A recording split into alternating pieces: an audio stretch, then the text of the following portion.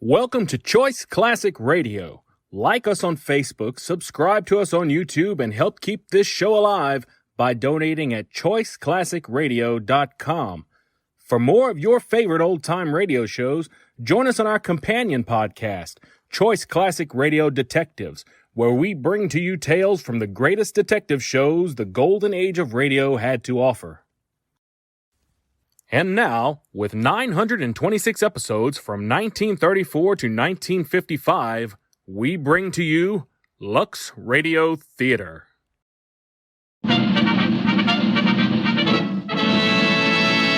From Hollywood, California, the Lux Radio Theater presents Grace Moore and Basil Rathbun in Enter Madame.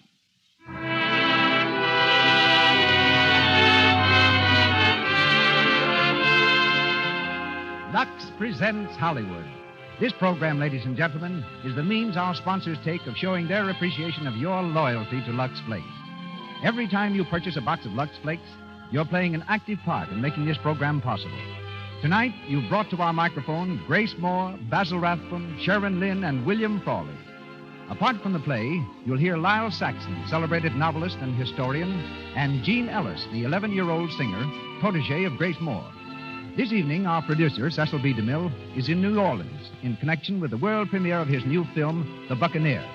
We'll hear from him, too, a little later, but during his brief absence from Hollywood, we're happy and proud to bring you, as guest producer, a man whom you all know and love, a man of many different abilities, but whom you know best for his remarkable performances in Diamond Jim Brady and Come and Get It, one of the greatest personalities in the motion picture industry. I introduce to you now, ladies and gentlemen, our guest producer for tonight, that splendid and amiable gentleman, Mr. Edward Arnold.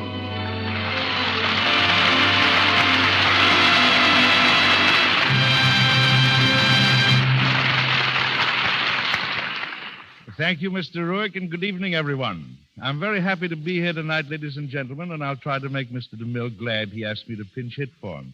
My position at the moment reminds me of what happened once many, many years ago back in New York. A youngster, broken without a job, I was in the embarrassing position of having an appointment to see Maxine Elliott, but lacking a nice suit of clothes in which to present myself. There was nothing terribly amiss with my suit except for a patch in the trousers, which I installed myself. Anyway, I went, and by carefully maneuvering myself, succeeded in keeping the glaring patch out of the range of Miss Elliott's lovely eyes by the simple process of sitting down. Well, I got the part. In my excitement, I forgot all caution, and as I bounded from the chair to shake her hand, the miserable patch caught on a nail. There was a sound of ripping cloth, followed by at least 3 or 4 years of absolute silence. But Miss Elliott seemed completely unaware of the disaster. She said goodbye, and I presume I answered her. I really don't know. In the lobby of her theater, her manager overtook me. I knew what he was going to say. Miss Elliott had changed her mind. The job was gone. Instead, he placed a $100 bill in my hand. Miss Elliott begs you not to be offended, he told me. She wants you to take this money and get yourself a new suit of clothes. If this experience brought tears to my eyes then, well, I can smile at it now. Now, the point of that story is that I wasn't entirely prepared for my interview with Miss Elliott. And tonight I can't help but feel a little unprepared for so major an undertaking as conducting the Lux Radio Theater. My only hope is that your kindness of heart will equal Miss Elliott's. An introduction for Miss Moore and Mr. Rathbun is like an overcoat in California, hardly necessary. Miss Moore's new film, I'll Take Romance, has just been released by Columbia Studios, and following our broadcast, she leaves for the Metropolitan Opera House in New York. She sings there next Saturday in La Boheme, and tonight is heard as Lisa Della Robbia. You'll hear Basil Rathbun in a new type of role. We break tradition and cast him not as a villain, but as Gerald Fitzgerald, our hero and leading man. Basil comes to us from the set of The Adventures of Robin Hood, the forthcoming Warner Brothers film. Many of you, I'm sure, saw our play, written by Gilda Varese and Dolly Byrne, either on the stage or, as produced by Paramount, on the screen. Our cast also includes William Frawley as Farnham and Sharon Lynn as Flora. And now the curtain goes up on the Lux Radio Theater presentation of Enter Madame, starring Grace Moore and Basil Rathbun.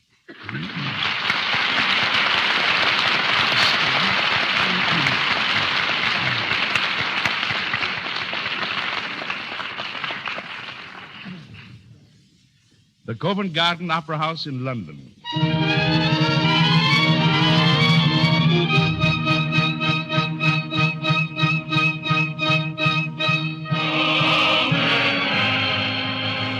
It's the third act of Martha, and Lisa Della Robbia, the beautiful and world-famous soprano, leads the chorus to a thrilling climax. In a box, just off the stage, is young Gerald Fitzgerald. He leans forward, his hands clenched, his eyes intent on the beautiful singer. His companion, a well-dressed young woman, is a bit jealous of his devoted attention.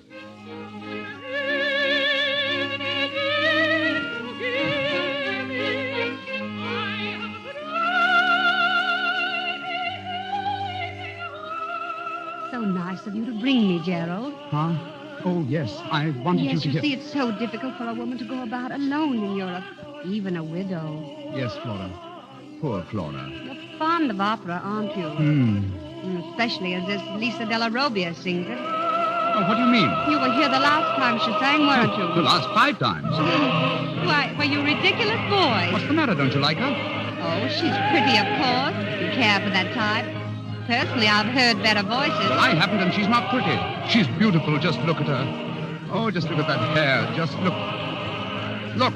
What's the matter with you? That lantern on the stage. It's setting part of her dress. Look out. For heaven's sake, sit down. She doesn't know that it's burning. Her dress is burning. Get out of my way. Sit down. You can't jump out of the box. I'm getting out of that stage, Madam Della Robbia. Look out. Fire! Quiet, please! No panic, please! Keep your seat! Keep your seat! Drop it! Drop the defensive! Drop it! Maestro! Play!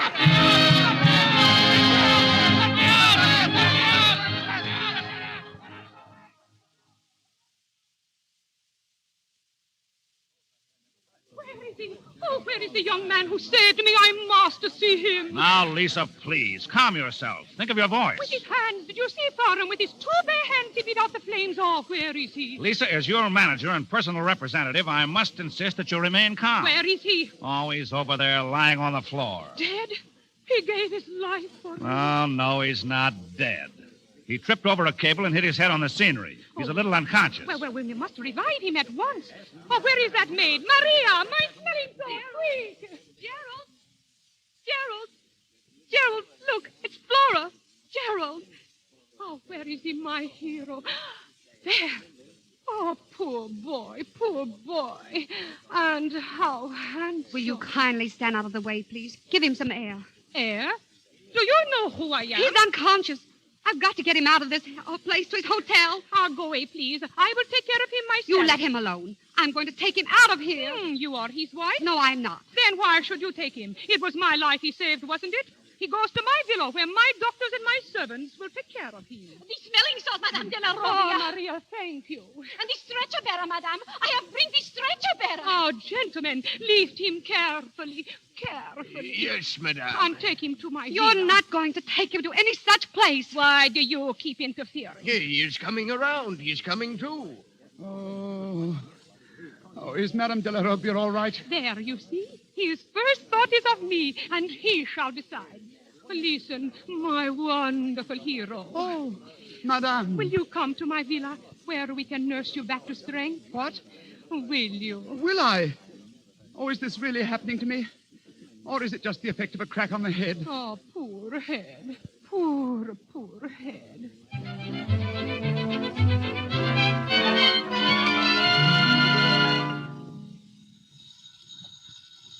Un momento.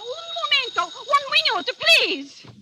Good morning. I want to see Madame Della Robbia. Oh, I am sorry, Don't tell but... me she's not here. This is her villa, isn't it? Well, I'm a brother, and I want to A see her. brother? So come I on never here. knew she had Quick, a out of my brother. way. Do you hear me? All Son of- right. She's in the breakfast room. Thank over you. there. Lisa. Johnny, dear, why didn't you tell me you were But coming? I should think you'd know why. Who's that man over there? Oh, that's Mr. Fitzgerald. Gerald, this is Johnny, my little American brother. How do you do? Half-brother. Yes, I know. I've heard about you, Johnny. And I heard about you the minute I got off the boat. Why, it's a public scandal.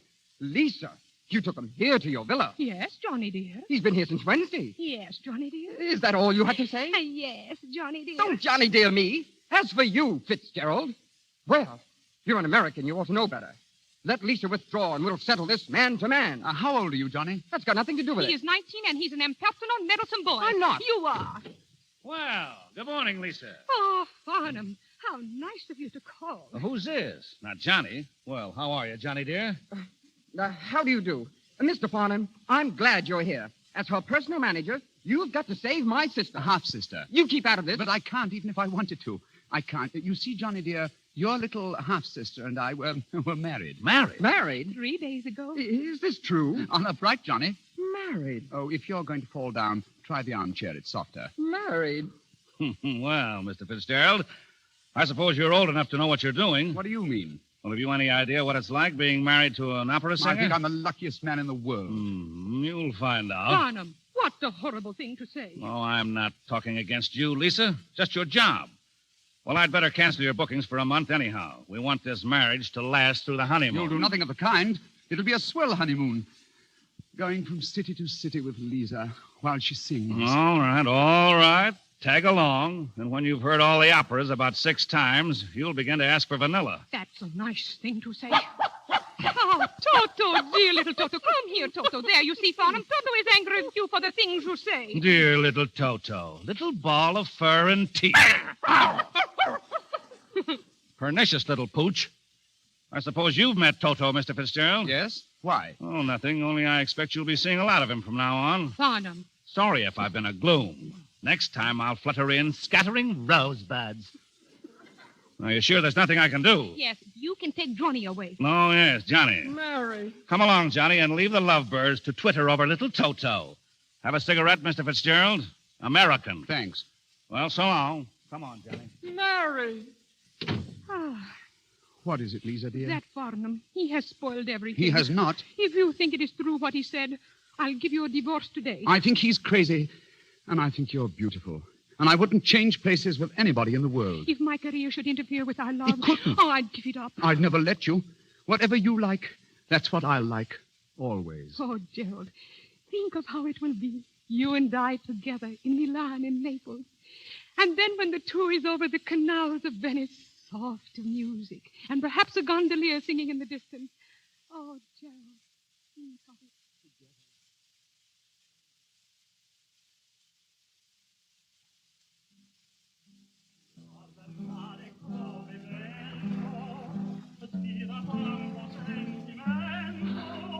Oh, I can't believe it yet, Lisa. It's even more beautiful than you promised. Venice, the moonlight, drifting in a gondola. The gondolier singing. Yes, his voice is a little tired, isn't it? Oh, Lisa, dear, do you always think of your work? Oh, no, darling, no more.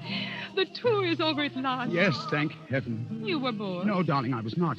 But now I can have you all to myself. All by ourselves. Darling, what was that Farnham was saying this evening about the a concert tour? Oh, I don't know. Lisa, you won't let him persuade you to put off our trip, will you? Oh, darling, didn't I promise? You certainly did. We sailed to Boston to your home.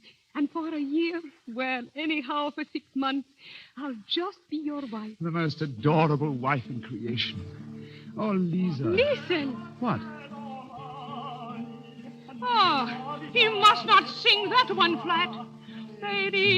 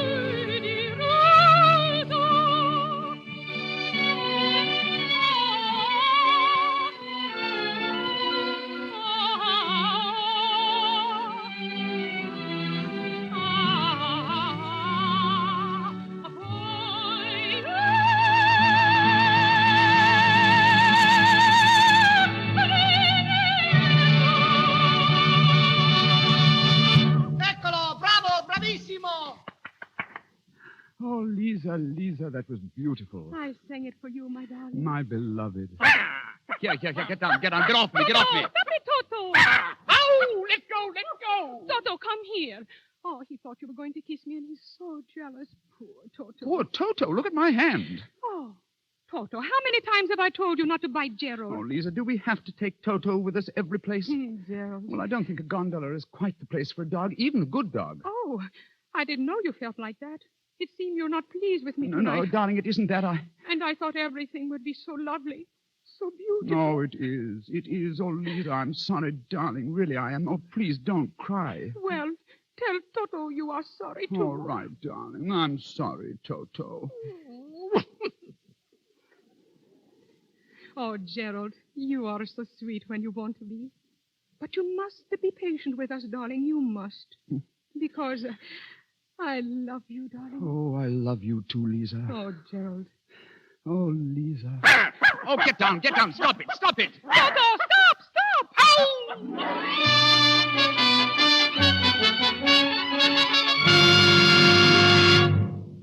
No, I will not do it. I will not. But, Lisa. I say no, Farnham. I will not go on a tour. I have promised to go with Gerald to America. Our boat sails tomorrow. Lisa, please, listen. Mr. Bjornson and Mr. Carlson have come all the way from Copenhagen to see you. No, it is no good. Let them go back. Well, they had Cadmina under contract. Cadmina? Yes, but she lost her voice. She never had one. Well, they had her booked for a big Scandinavian tour. Best cities, highest prices. Cadmina. Yes, and if you don't grab this offer now, she'll recover her voice and she'll take it. Lisa, I know you want to go to America, but here's a chance you may never have again. Cities that never heard you. The whole Scandinavian peninsula in the hollow of your hand. The whole peninsula? Cadmina is their favorite. Now you can be. The whole peninsula. Yeah. I wonder what Gerald... All ashore that's going ashore, all ashore that's going ashore. Gerald, please don't look so sad. I'm not sad, darling. I mean, I am sad, but I don't know what I mean. Oh, it's so dreadful to say goodbye even for a little while. Please change your mind, darling. Don't go to Boston. Come to Copenhagen with me. Just Copenhagen. No, dear, I've got to think of my business, really. I've neglected it long enough, and I'm a little tired of hotel rooms anyway. You are angry. I will go to Boston with you. I'll sacrifice everything. No, dear. I'm not angry, Lisa. I'm disappointed. All ashore, please. We're sailing in a moment, madame. Well, hold the boat. Lisa, you'd better go. Oh, I will not step ashore until you say it is all right. Yes, it's all right, dear. I tell you, it's all right. Just one concert at Copenhagen, and then you can join me in Boston. Madame, please. You are sure, Gerald? Yes, darling, yes. Now, please, you're holding up the ship. This way, madame. Gerald, you mean it? You are sure? Yes. All right, I go then. Only Copenhagen, and then I follow you. Goodbye, my sweet one. Goodbye, dearest. Goodbye, my darling. Goodbye. Hello, Gerald. Why, Flora. How are you, dear? I see we're shipmates. Oh, I thought you were still in London, Flora. Surprise. Where's your wife? She's down there on the dock. She's not sailing with you. No, she has to sing in Copenhagen. How nice for her. But how sad for you, sailing all alone. Oh, we won't be separated long. I hope.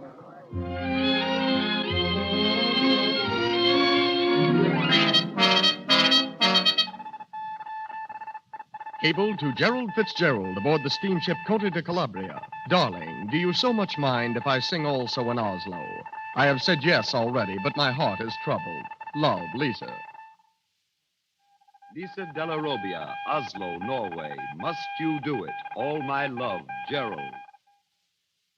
Gerald Fitzgerald, Boston, Massachusetts. Farnham is a beast. He has promised Stockholm also. I am heartbroken. So is Toto. Love, Lisa. Lisa Della Robbia, Stockholm, Sweden. Sorry about Toto. How long does this go on? Regards, Gerald. Gerald Fitzgerald, Boston, Massachusetts.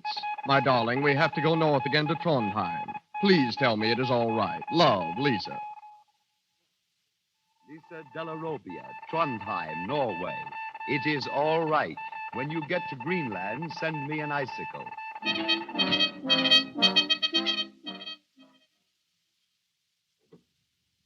Oh, madame, how you sing that second act tonight? Like the angel. Hey, with my costume, Marie, they did like me, didn't they, Farnham? Keep it up, Lisa. Only keep it up for the last act, and they'll elect your queen. You should hear 'em out there. Oh, he a telegram. Oh, from Gerald. Give it to me. Not during a performance. Now, how many times must I tell you?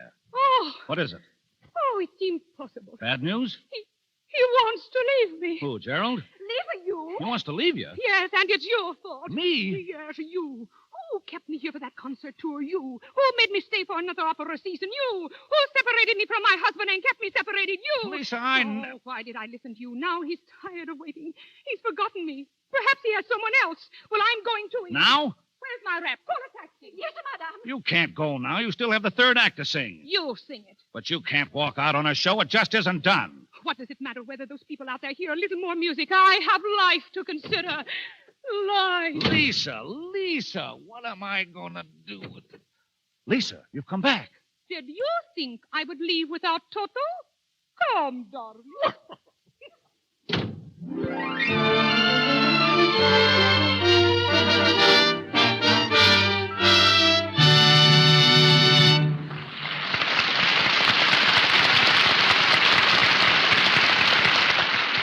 In a few moments, we will go on with Act Two of Enter Madame, starring Grace Moore and Basil Rathbone. Here in Hollywood, there's always a group of young hopefuls struggling for a chance to convince a director that they're good enough for a part in pictures. Perhaps you've often wondered how it would seem to be a movie director. Well, why not sit back in your chair and for the next few moments consider yourself a full-fledged director? Decide for yourself which of the two young actresses you are about to hear in our Intermission Lux playlet is more entitled to a part in pictures. In our playlet, two movie extras are dressing for a scene on a desert island following a shipwreck. Their names are Nancy and Joan. Well, you don't look much like you just come through a shipwreck with that grin on your face, Nancy. What's got into you this morning? Well, you see, Joan, it's this way. I got an uncle back home who wishes he had a daughter of his own, just like me. And this morning, he sent me a nice, fat birthday check. Honest? Well, what you going to do with it? I'm going to blow the whole check on new undies as soon as we get off this set this afternoon. You know, nothing does more for my morale than a good buying spree in a lingerie shop. But, Nancy, well, you've bought more lovely underthings since you've been out here than any girl I know. Yeah, I know, but, they've gotten so dingy and slazy, it gets me down just to look at them. You should talk. I noticed that slip you have on is brand new. New? Why, this slip's been luxed dozens of times. If you didn't have a rich uncle, you'd soon learn to lux your nice things, too. Yes, when it comes to washing underthings, smart girls stick to Lux Flakes. These gentle flakes keep silk things dainty and new-looking longer. When you rub delicate fabrics with a cake of soap or use harsh soaps, you're apt to wear them out very quickly. Colors may fade, too. That's why it's wise to stick to Lux, not only for underthings, but for stockings. You can be sure that anything safe in water is safe in Lux Flakes. And now, Mr. Ronald. We continue with Enter Madame, starring Grace Moore and Basil Rathbone.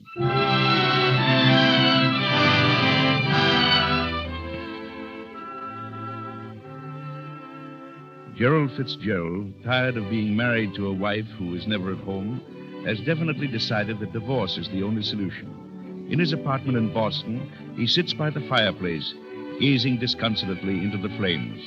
Flora Preston, who in her own subtle way is responsible for his decision, is seated beside him. She takes his hand and speaks comfortingly.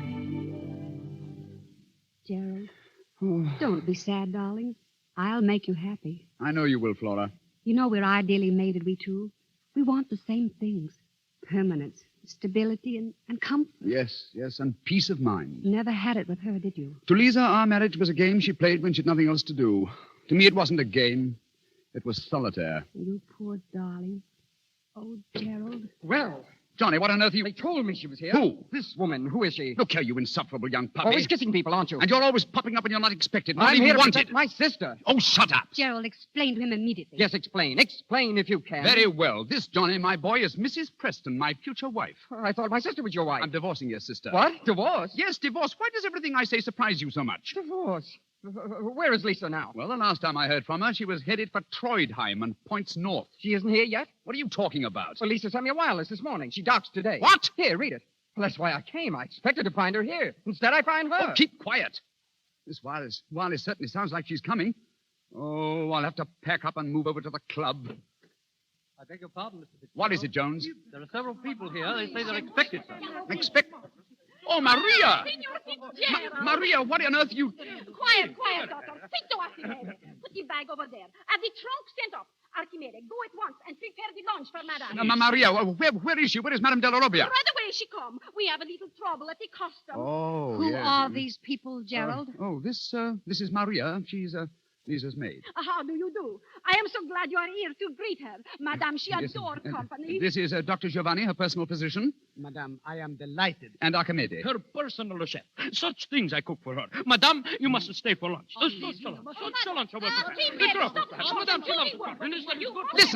Listen, Maria. Dr. Archimedes, listen. Gerald, has it always been like this? Always, all over Europe. I can't stand it, dear. I have to go. I'll call you later. Johnny, will you take Mrs. Preston to her car? All right. But remember, I'll be back. Yes, I know you will. Goodbye, darling.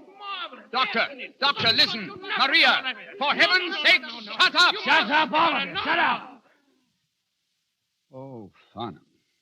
Farnham, you're a lifesaver. How are you, Gerald? I was all right a few minutes ago. Where's Lisa? On her way up. Now? Now. Oh. Have a cigarette, Farnham. American. Oh, thank you. Good afternoon. Enter, Madame. Quiet, will you? Quiet. Be still, Toto. Quiet. Well, Gerald, it is good to see you. How are you, Lisa? Aren't you going to shake hands? Well, Toto may not like it. Well, there is time. First, I must have my bath, then my lunch and a little rest. And then we talk things over, Gerald, eh? Yes, I suppose so. Yes.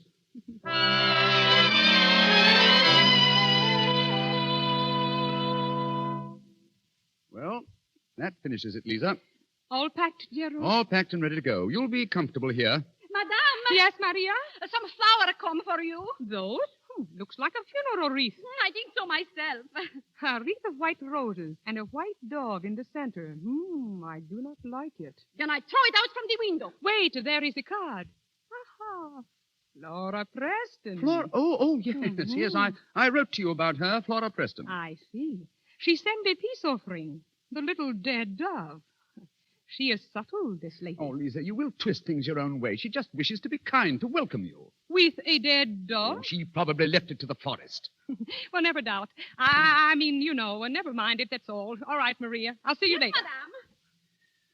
Well, I'd better go. Oh, no, not yet. Aren't you glad to see me? I've always been glad to see you, Lisa. The trouble is that I haven't seen enough of you to keep me from starving. And from now on, you wish to die of starvation? Oh, no, my dear. Just to try some other kind of nourishment. With the lady of the dead dove, you want a divorce? Yes. All right. We shall talk it over as friends. Yes, I am your friend, Lisa. To me, you are still the most fascinating woman in the world. Oh, thank you. That makes it much easier for me to tell you my little story. The real reason for my coming. What? Your cable arrived at a most opportune moment. I also have met someone. Oh, he is marvelous. Not yet 20, but a great poet. A poet? A poet? Oh, Lisa, a poet. What are you laughing at? Oh, I don't believe a word of it. Oh, you do not believe it, eh? Oh, Then you are the only one who has yearnings. You leave me all alone. I leave you alone. I am Lisa della Robbia. I starve for romance, for poetry. Very well, I find them, I take them. Oh, don't be a fool, Lisa. I, Lisa della Robbia, am to be thrown aside like an old shoe, to leave alone, to die alone. Oh, stop it, Lisa. Stop acting. You've been the baby wonder of the opera for a long time. Now you listen to me. You've been spoiled and petted. You've done what you pleased. But it's time you grew up. You're old enough. Am I so old, Gerald? Too old for you to love? Lisa, I do love you, and I'm grateful to you. But you haven't the faintest idea of what it means to be a wife. What? I didn't mind you being an opera star. I didn't mind your being the great Madame de la Robbia. But when you ask me to be Mr. de la Robbia, that's going too far. Oh, I'll never forgive you for saying that the longest day I live. Very well, then divorce. Divorce. You shall have it. Oh, I wish I had it here now to throw it into your sneering face. Thank you. Goodbye. Goodbye. Goodbye. And don't you ever show your face in my house again. Oh, go to your Mrs. Preston. Go to your little dead dove. Go to her and take her flowers with you.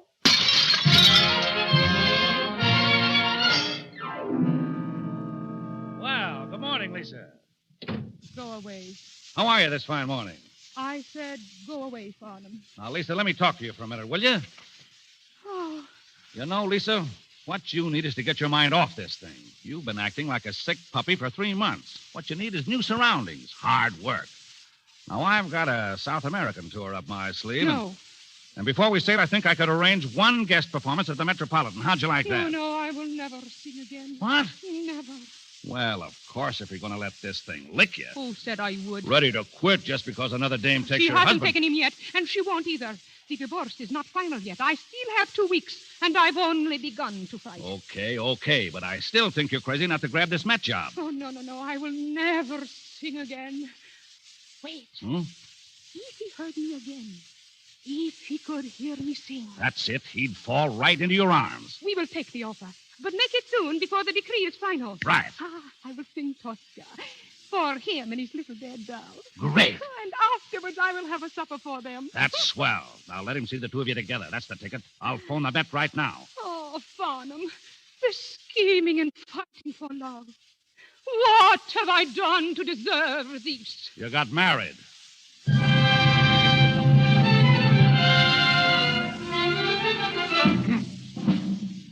She couldn't have put us much closer to the stage, could she? Shh, Mona. I wonder why she invited us at all. And then this supper, what's that for? Oh, just a sort of farewell, I guess. Terribly nice. She and I have to talk over the settlement, business matters, you know. Yes, I know. Listen, here's our big aria.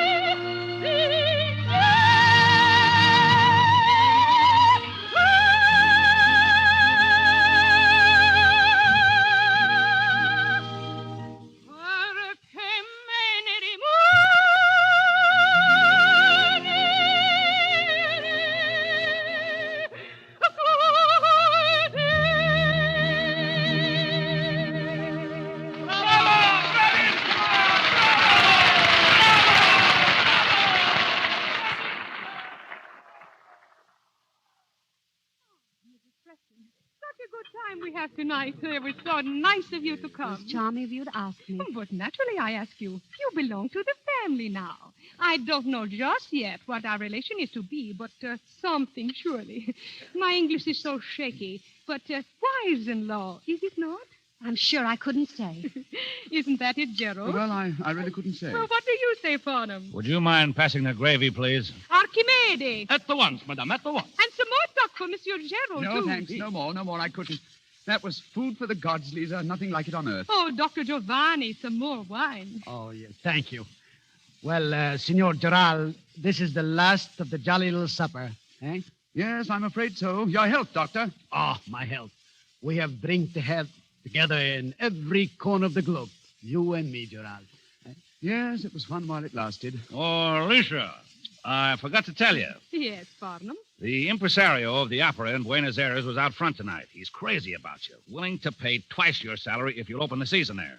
But of course I go. Tell him I go. Well, the only trouble is you'd have to sail tomorrow. Then we sail tomorrow. Lisa, you mean it? Of course I mean it. Why not? Is there something to hold me here? Well, no. Gerald, I really must be going, dear. It's very late. Oh, all right. I suppose your car's waiting, Flora? Yes, but you'll ride home with me, won't you? Well, I still have business to discuss with Lisa. Yes, I understand. Farnham, will you take Flora home? Sure. Glad to. I'll But get really, you I don't have Oh, to. good night, Mrs. Preston. Good night. Don't let Gerald stay too late. Oh, I won't. Good night. Good night, Gerald, dear. Good night, Flora.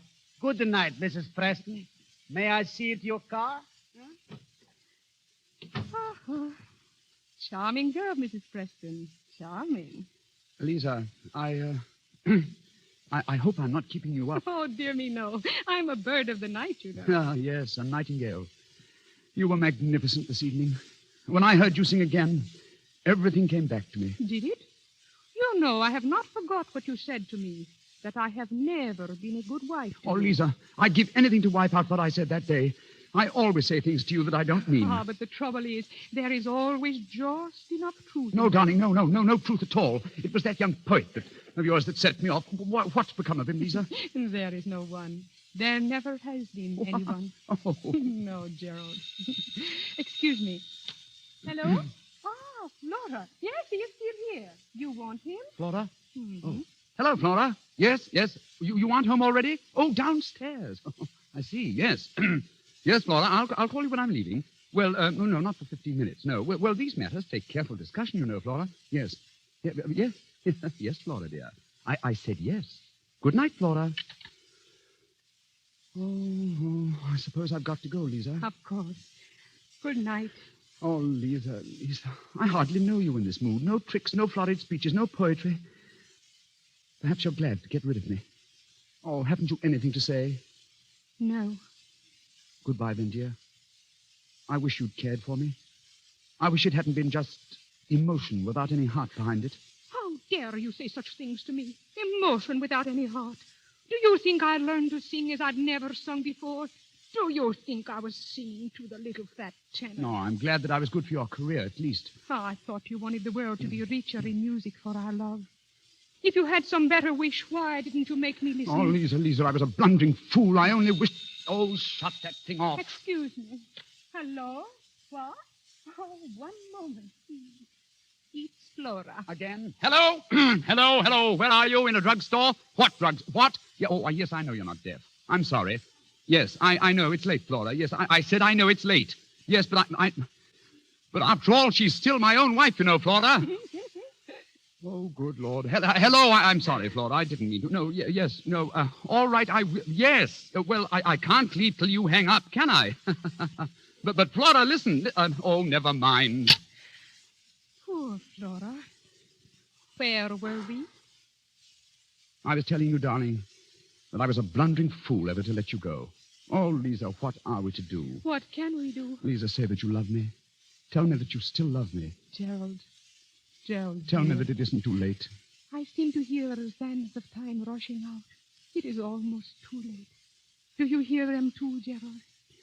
Lisa, Oh, I can't hear anything for that blasted phone. Flora, she's calling you, Gerald. Yes, Flora's calling you. I wish I'd never had that phone put in this place. You could have it taken out. That's not a bad idea. And I'll attend to it right away. If she wants to speak to me now, she'll have to write. Oh, Gerald. Oh, Lisa. My darling.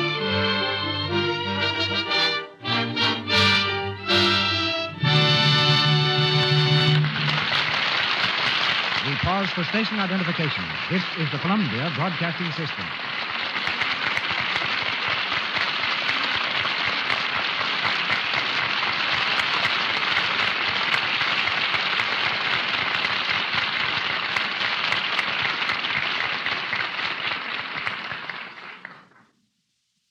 The second act of our play is finished, and our curtain goes up on Act 3 of Enter Madame, starring Grace Moore and Basil Rathbone in a few moments.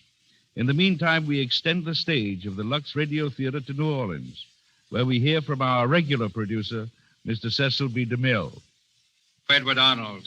And greetings from New Orleans, ladies and gentlemen. Last Friday night in this gracious, charming city, it was my pleasure to stage the world premiere of my latest picture, The Buccaneer, the story of Jean Lafitte, pirate and patriot, starring Frederick March. And in keeping with my custom of bringing you personalities behind the screen, you will hear now from the famed historian and celebrated author of the book Lafitte the Pirate, from which The Buccaneer was adapted. He's the distinguished Louisianan, Lyle Saxon. More than 100 years have passed since John Lafitte held the fate of America in the palm of his hand. Yet here in New Orleans, steeped in tradition and romance, it almost seems as if he were still alive. Is that fact, Mr. Saxon, or just my imagination?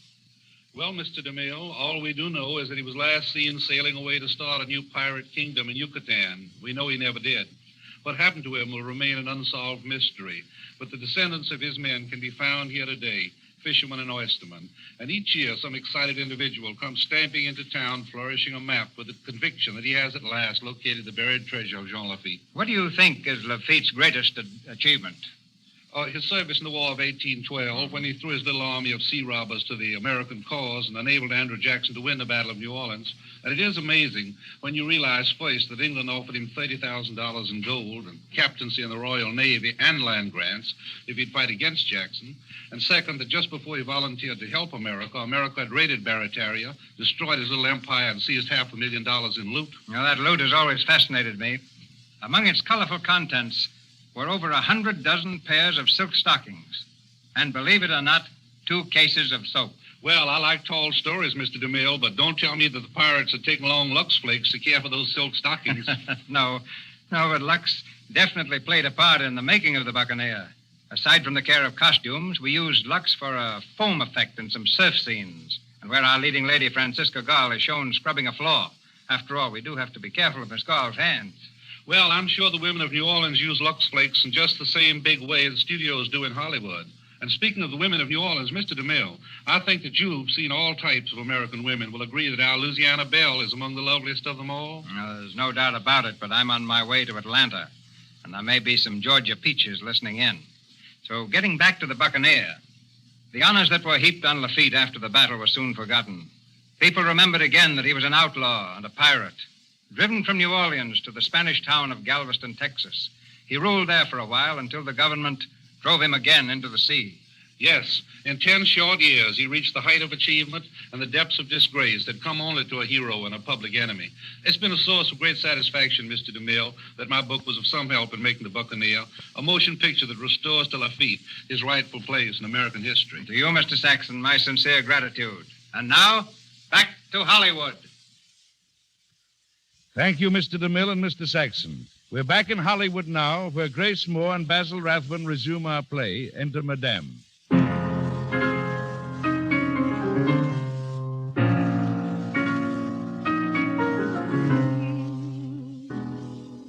Early the next morning, and already Lisa has fled to the piano to translate her great happiness into music.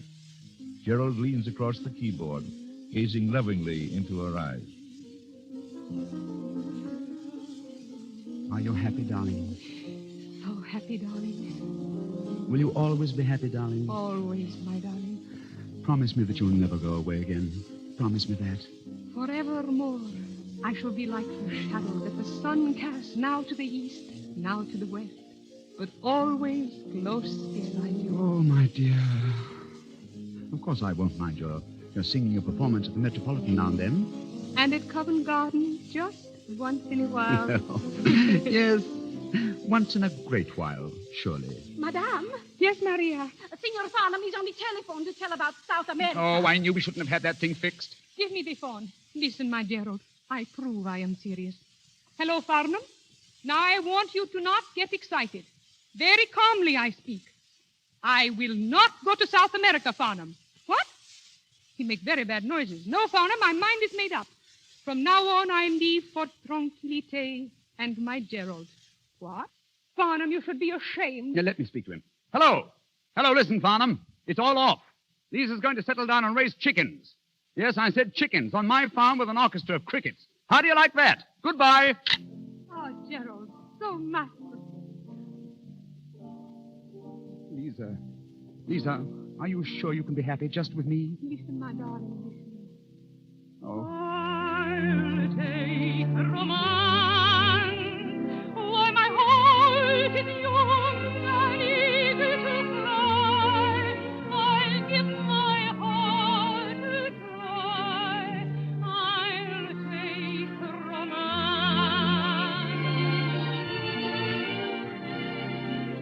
I'll take romance. Why, my arms are strong and eager for you. I'll give my arms their due. I'll take romance. So, my lover, when you want me, hold me in the height of the evening.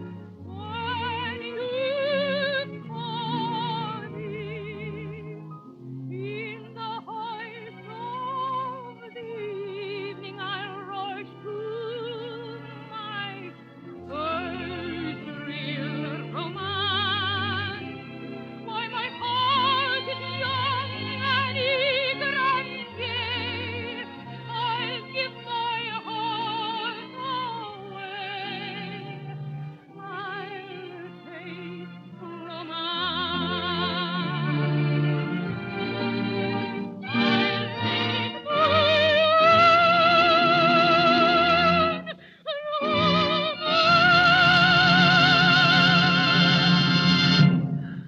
Oh, Lisa, that was lovely. So, this is what's going on. Johnny! He's in again. Well, what's the meaning of this? I demand to know the meaning of this. I'm here. I know you're here to protect your sister. What are you doing here at this hour of the morning? And in your evening clothes. Oh, I wear them all the time now. It's more becoming. Meaning what? Meaning that you ought to mind your own business. Get out of here. I won't. Not until you've explained your presence here. I won't stir a Oh, foot. Johnny, it's all right. Gerald and I are together again. The divorce, it is canceled. Cancel? Yes. Divorce? What do you mean? What do you mean, what do we mean? It's all off. It's finished. We're still married and we're going on being married. Cancel? Good morning. Flora. Oh, Mrs. Preston, come in. Good morning. I thought I'd find you here, Gerald. I just wanted to make sure. Oh, yes? You didn't answer the telephone last I night. answered it 3 or 4 times. You know what I mean perfectly well. I tried to reach you for hours. Finally, the operator said the receiver was off. Well, it must have fallen off. You take me for a fool? If you think I'll let myself be humiliated like this for a common opera singer. Oh, he's coming. No, Flora, listen. Oh, don't imagine you've broken my heart. I happen to be rather hard up, and I need a solvent husband. What do you suppose this woman wants of you except to pay her debt? Oh, I'll scratch your eyes Lisa, out. wait. Oh, Flora, my. Flora, you'll please confine your remarks to me. I'll confine them to my lawyer.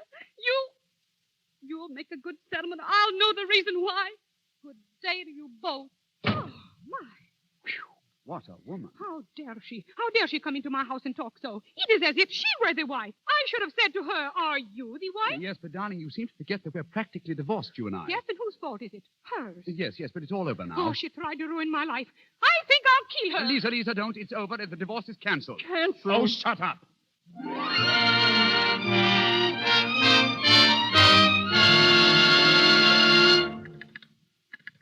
Hello? Hello, United Press? Well, this is Joe Farnham speaking. I've got a story for you fellas. Listen. Number 1, Gerald Fitzgerald will not marry Flora Preston. 2, Gerald Fitzgerald will remain wedded to Madame Della Robbia. 3, Madame Della Robbia is retiring from the opera and will devote the rest of her life to raising chickens. Now, look, you'd better notify all the papers and get the reporters over to Fitzgerald's place. I'll meet him outside. Retiring. Over my dead body.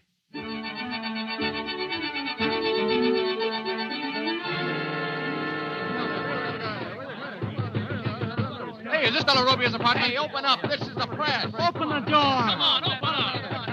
Boys, be quiet. Will you be quiet? Let me through here. Hey, what do you say about a story, Farnham? You'll get your story. Now let me go in there and speak for it. Excuse me, boys. Lisa. Farnham, what does this mean? How dare they pound on my door? I will call the police. Go away, you monkey! Lisa, for heaven's sake, that's the press out there. You can't talk to the press like that. What have we got to be afraid of? What? I'll tell you what.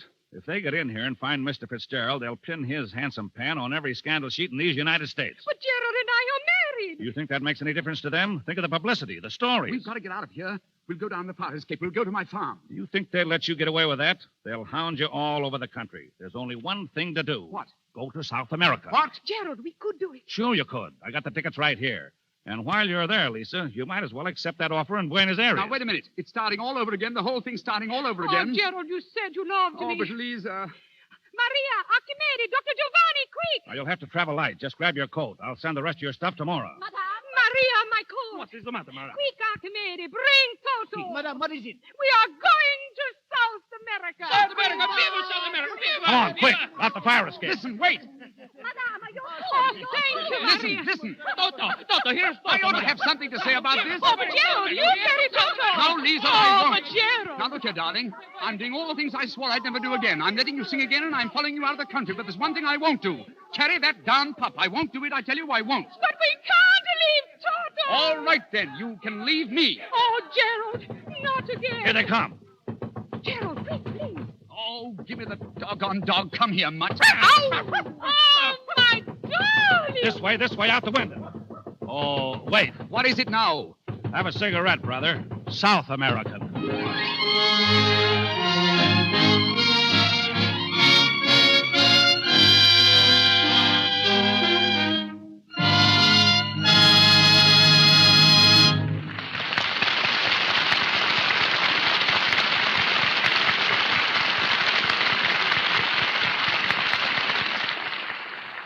And that, ladies and gentlemen, winds up the dramatic portion of our program. Our stars will be back in just a moment. But now Melville Ruick has an interesting bit of news. Thank you, Mr. Arnold.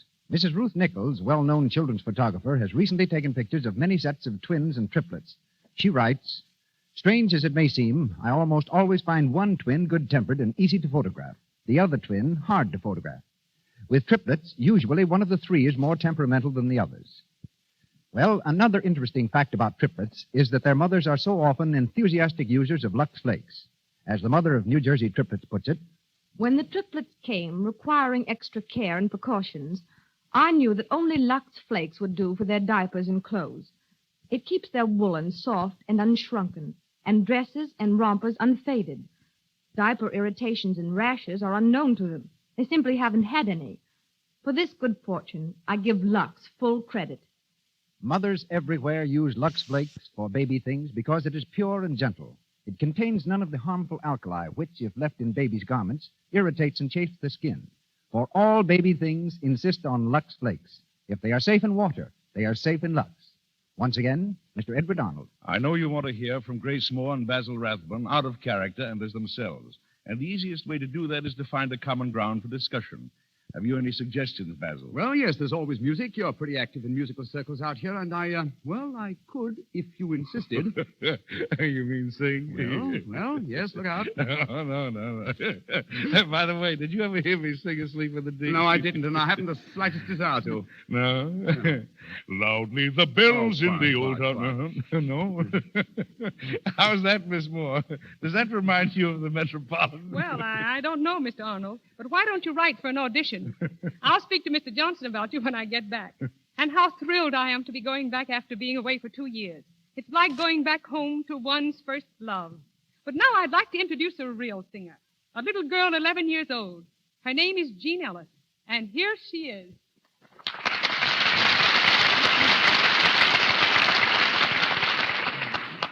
Thank you very much, Miss Moore.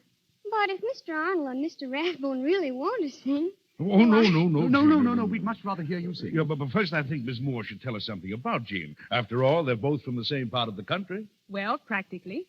Jean's home is in Williamsburg, Kentucky, and that's only 12 miles away from my old home of Jellicoe, Tennessee. So that makes us two hillbillies, doesn't it, Jean? My brother wrote me about Jean a few weeks ago when I was in Chicago. I asked her to come and see me and let me hear her. All the way from Kentucky? No. Paul Whiteman had already heard Jean, and she made several appearances in Chicago with his orchestra. So I can't say that I discovered her. But I certainly think she has a voice like an angel, and I'm really very happy to have been of a little help to her. What would you like to sing for us tonight, Jean? I think I'd like to sing whatever you'd like me to sing. Well, in that case, my darling, I'll suggest Estrellita, which means little star in Spanish. And that's exactly what I think you are in English. Oh, thank you.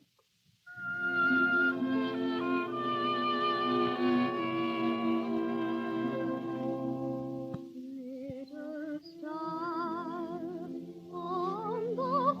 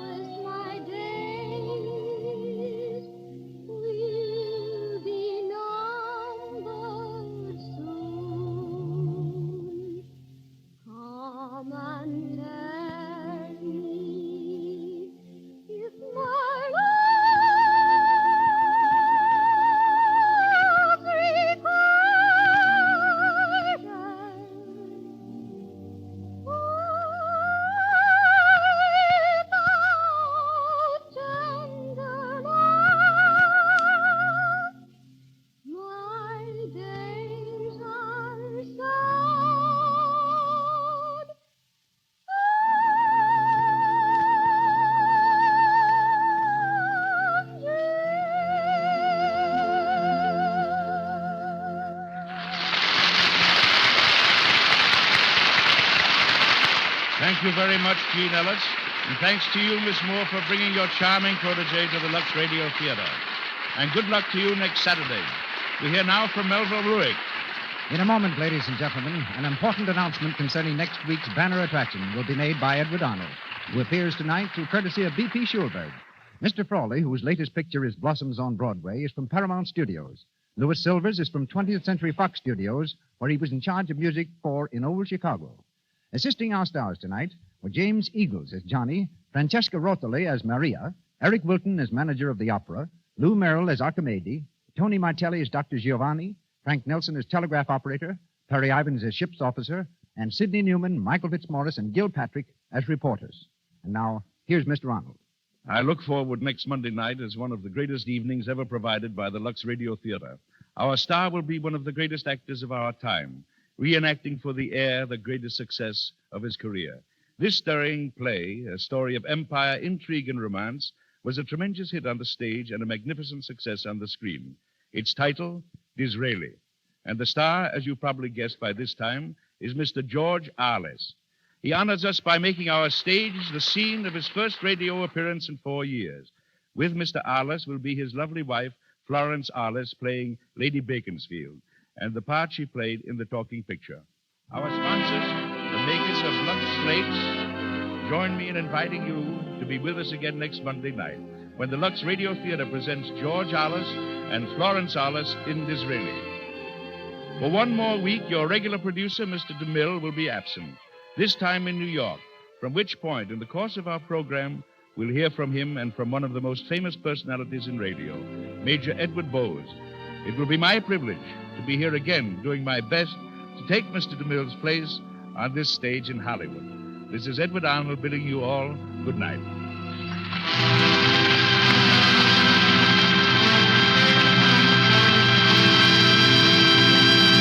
This is the Columbia Broadcasting System.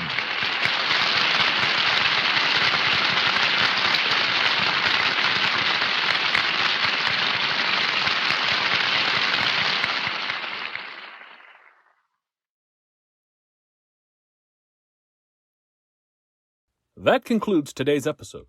We'd like to thank you and remind you to donate at choiceclassicradio.com.